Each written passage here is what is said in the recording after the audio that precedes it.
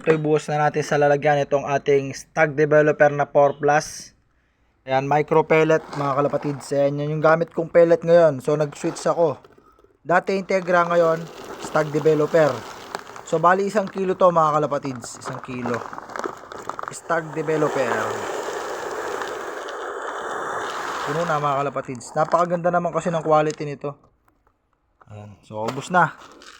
Ayan o, para sa mga may inakay. So re-repellan natin yung ano natin doon, yung may inakay, repellan natin. No, tapos naghalo din ako ng konti-konti. Kapag nagpapatok ako, hinahaluan ko rin ng konti itong ating mga wala pang inakay. Actually meron ng 2 itlog, ayun. Dalawa. Ito mamaya mangingitlog na rin to. Ayan. Kapag wala pang mga inakay, hindi mo na ganyan puro. Hinahaluan ko ng pakonti-konti ng pellet para masanay sila. Tapos pag